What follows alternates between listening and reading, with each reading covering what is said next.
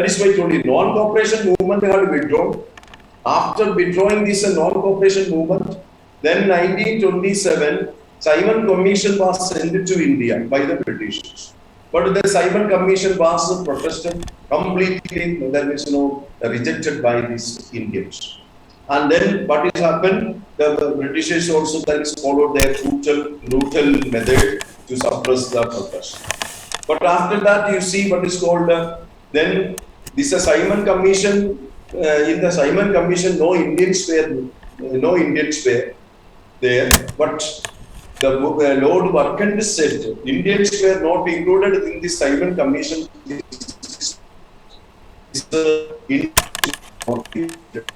They were not united, so they would not be able to come to a conclusion or a common agreement. And so this Congress leaders took the challenge, and they asked Motilal Nehru to what is called study about the situation and submit the report. Motilal Nehru submitted the report. This report is known as a Nehru report. And when this Nehru report accepted by the Congress, that moment the Congress asked the British government, you must accept this Nehru report. If you don't accept this Nehru report, so we will go with the strong actions against the Britishers. Then what happened? Government did not show any positive response. Then in between what happened? The Congress session was held in what is called Lahore. That means Lahore sessions, 1929. That means 1929 Lahore session of the Congress. The Congress took what is called two major decisions. First decision that the Congress took was what is called Purna Swaraj, that is complete independence would be the main objective of the Congress. The second what is called second thing that is the Congress decided what is called this under the leadership of Jawaharlal Nehru, they what is called hoisted the tricolor flag on the bank of river Sachin. And that day, that means then they decided what is called 26th, that means January would be what is called would be as a that means Independence Day. Every year, the Congress decided to celebrate what is called Independence Day on 26th January. And so this is what is called the major decision taken by in the Lahore session of the Congress. And first time Jawaharlal Nehru, he was a president of the Congress, hoisted the tricolor flag in the river bank of the river Sachin. And there he stated that the main objective of the Congress is to attain complete independence. Second one is the Congress decided to observe 26th January as the Purna Swaraj Day all over the country and hosting what is the hosting of the national flag. These were the two major decisions. After that, what is called, that means they decided to celebrate what is called 26th January as a day of independence every year. In the day of independence every year. In the Lahore session, please remember, Lahore session of the Congress is very important for Indian national movement. Because in the Lahore session of the Congress only, the Congress decided what is called the main objective of the Congress is to attain Purna Swaraj. And what is the second objective of this one? The second objective, Congress decided to what is called a celebrate 26th January as Independence Day every year. Then you see in the Lahore session, they also decided what is called a make a preparation for a civil disobedience. Then what happened? Congress Working Committee met in 9 February 1930 and decided to launch what is called this civil disobedience movement. That means civil disobedience movement. And that is after that means in 1928 Gandhi gave a call for a civil disobedience. And then all the Congress people, that is the Working Committee, had given all the right to Gandhiji to launch this civil disobedience movement. But before starting the movement, Gandhiji served the British government at 11 points. So before Congress decided to launch this civil disobedience movement, Congress decided, okay, we are going into the civil disobedience movement. But all the responsibility of this civil disobedience movement had been given to Mahatma Gandhi.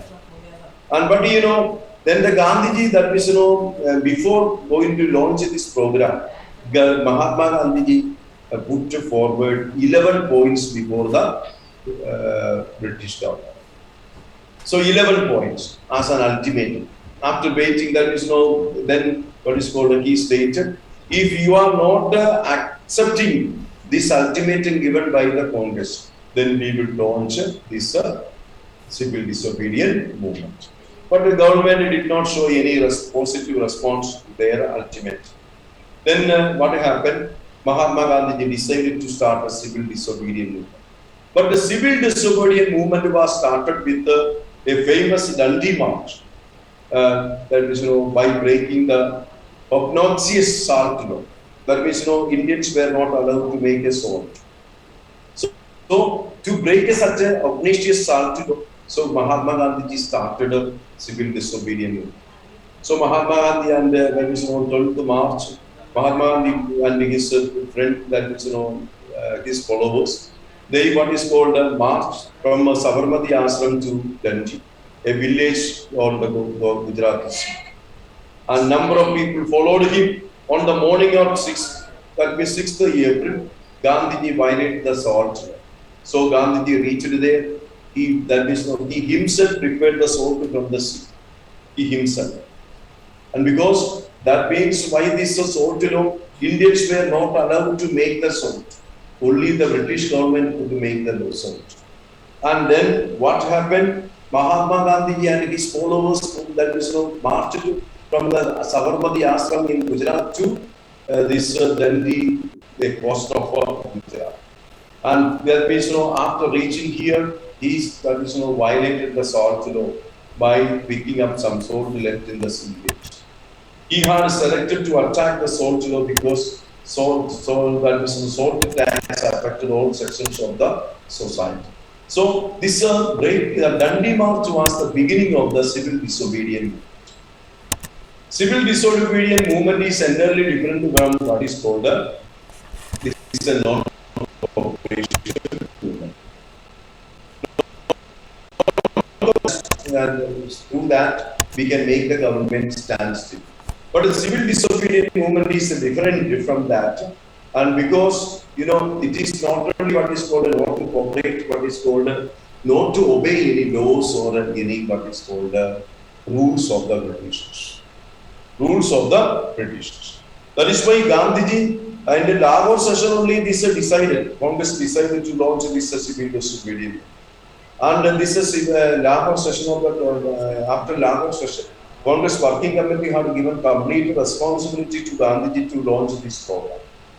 And then when Gandhiji, before launching this program, Gandhiji had saved the Britishers with the 11 points. 11 points demands were. If you were not ready to accept these 11 points of demand, so we would start what is called another movement. But you see, these Britishers did not give any positive response. And then what happened? Mahatma Gandhi decided to launch this civil disobedience movement. How he started this civil disobedience movement? Just he marched from Sabarmati Ashram of Gujarat to the Dandi coastal region of Gujarat. And after reaching there, he picked up some of the salt which was left by the sea waves. And by doing that, he brought what is called the salt law introduced by the Britishers.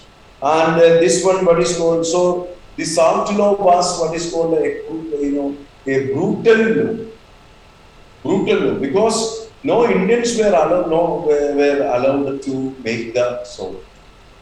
So that is why Gandhiji started this civil disobedience movement by conducting a Dandi March.